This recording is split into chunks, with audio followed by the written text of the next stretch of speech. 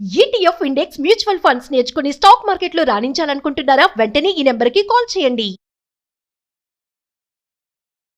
Suman TV ప్రేక్షకులకు నమస్కారం. Trump సర్కారు మరొక పెద్ద బాంబు పేల్చింది.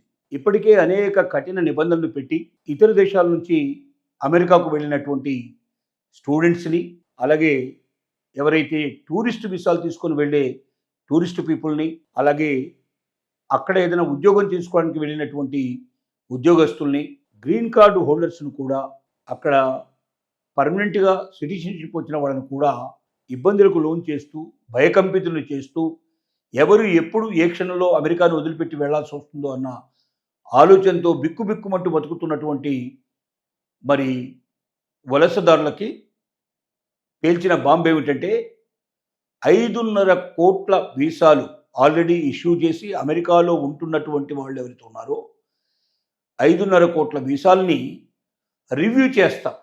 అంటే మళ్ళొకసారి మేము పరీక్ష చేస్తాం. ప్రతి ఒక్క వీసాని ఆల్రెడీ అమెరికాకు వచ్చిన వాళ్ళని, ఈ 5.5 కోట్ల మందిని ఒకసారి పరీక్ష చేస్తాం. దాంట్లో కొంతమంది టూరిస్ట్ మీద వీసాల మీద వచ్చిన వాళ్ళు ఉన్నారు, కొందరు చదువుకోవడానికి స్టూడెంట్ వీసాల మీద వచ్చిన వాళ్ళు ఉన్నారు, కొంతమంది ఉద్యోగాలు చేయడానికి వచ్చిన వాళ్ళు ఉన్నారు. అంటే B1 B2 వీసాలు కానీ, F1 F2 వీసాలు కానీ, అలాగే H1B వీసాలు కానీ, ఇలాంటి రకరకాల వీసాల మీద అక్కడికి చేరుకున్న వాళ్ళు ఉన్నారు. ఈ వీసాలన్నిటిని కూడా మరొకసారి మేము రివ్యూ చేసి, ప్రతి ఒక్క వీసాదారుడు అంతకుముందు ఏదైనా క్రిమినల్ యాక్టివిటీస్లో ఏదైనా పాల్గొని ఉన్నట్టయితే వెంటనే అతను అమెరికాను వదిలిపెట్టి వెళ్ళిపోవాల్సి వస్తుంది అని చెప్పి మరి వాళ్ళు చెప్పారు. రెండోది, మనకు ట్రంప్ చెప్తున్న విధానం ఏంటంటే, ఒక క్రిమినల్ రికార్డు ఉండటమే కాదు, ఇక్కడికి వచ్చిన తర్వాత ఏదైనా తప్పులు పొరపాట్లు చేశారా అమెరికా లోపల, అలాగే వాళ్ళ సోషల్ మీడియాలో ఎక్కడైనా సరే అమెరికా ప్రభుత్వాన్ని గురించి కానీ, అమెరికా జీవన విధానాల గురించి కానీ, అమెరికా మిత్ర దేశాలకు సంబంధించిన వాళ్ళ గురించి కానీ ఏదైనా అపభ్రంశ మాటలు, తప్పుడు మాటలు, లేకపోతే దానికి వ్యతిరేకంగా ఏదైనా మాటలు మాట్లాడి ఉన్నట్టయితే సోషల్ మీడియాలో వాళ్ళు పోస్ట్ పెట్టాల్సిన అవసరం లేదు. ఎవరైనా పెట్టిన పోస్ట్ని వాళ్ళు దాన్ని ఫార్వర్డ్ చేసినా సరే అలాంటి వాళ్ళ మీద కూడా యాక్షన్ తీసుకోవాలి అని చెప్పి నిర్ణయానికి వచ్చారు.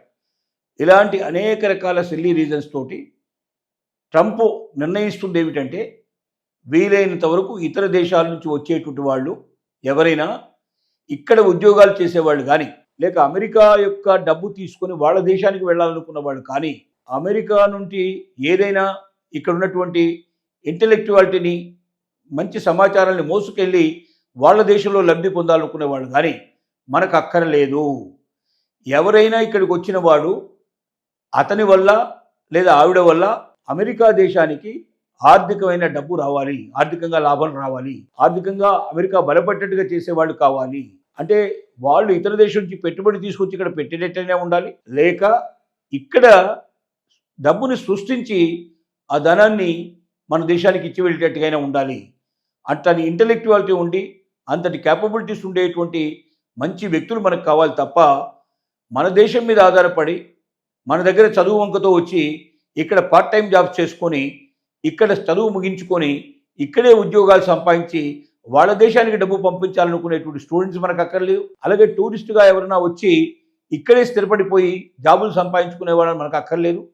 అలాగే ఇక్కడ ఉద్యోగాలు చేసే వాళ్ళలో కూడా ఇక్కడి నుంచి డబ్బుని వాళ్ళ దేశానికి పంపించాలనుకునే ఉద్యోగం చేసేటువంటి వాళ్ళు కూడా మనకు అక్కర్లేదు. ఈ దేశానికి ఏం తెస్తారు, ఈ దేశానికి ఏమి ఇస్తారు, మనకు లాభాన్ని చేకూర్చి మనకు ఆర్థిక లబ్ధిని చెందించేటువంటి వాళ్ళు మాత్రమే కావాలి తప్ప మిగిలిన వాళ్ళని మనం వదిలించుకోవాలి.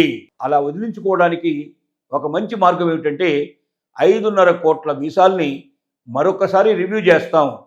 దీంట్లో ఏ లోపం ఏర్పడ్డ వాళ్ళకి ఆల్రెడీ వీసా ఇష్యూ చేసి ఉన్నా, అమెరికాలో వాళ్ళు ఎంటర్ అయి ఉన్నా వాళ్ళని వెంటనే ఇంటికి పంపించేట్టు ఏర్పాటు మేము చేస్తాం, వాళ్ళు తిరిగి వెళ్లాల్సిందే అని చెప్పి హెచ్చరికలు జారీ చేస్తున్నాడు. దీనివల్ల సుమారుగా భారతీయులు 50 లక్షల మంది తిరిగి వెనక్కి రావాల్సిన పరిస్థితులు ఏర్పడతాయేమో అనేది ఒక అంచనా. అంటే ఏదో ఒక చిన్న చిన్న తప్పులు, డ్రైవింగ్లో ఏదైనా పొరపాటు చేయడం కానీ, డ్రంక్ అండ్ డ్రైవ్ లాంటి దాంట్లో పట్టుబట్టడం కానీ, ఇలాంటి ఒక చిన్న చిన్న తప్పులు చేసిన వాళ్ళు చాలామంది ఉన్నారు. అలాగే ఉద్యోగాలు కొన్ని టైమింగ్స్ ఉంటాయి, ఆ టైం తప్ప చేయడానికి వీలేదు. స్టూడెంట్ ఉద్యోగులు అయితే స్టూడెంట్షిప్ ఉండేవాళ్ళు ఎవరుతున్నారో వాళ్ళు యూనివర్సిటీలో మాత్రమే ఏదైనా ఉద్యోగాలు దొరికితే చేయాలి తప్ప అవుట్ సైడ్కి వచ్చేసి యూనివర్సిటీ కాకుండా ఉద్యోగం చేస్తే వాడి తప్పు అవుతుంది, అమెరికాలో అది నేరంగా పరిగణించబడుతుంది. అలాగే అవుట్ సైడ్లో ఉద్యోగం చేయడానికి అవకాశం ఉన్నవాళ్ళు కూడా కొన్ని గంటలు మాత్రమే పరిమితంగా ఉద్యోగాలు చేయాలి తప్ప అంతకన్నా ఎక్కువ గంటలు ఉద్యోగం చేసినట్టయితే దాన్ని నేరం కింద పరిగణించబడుతుంది అక్కడ.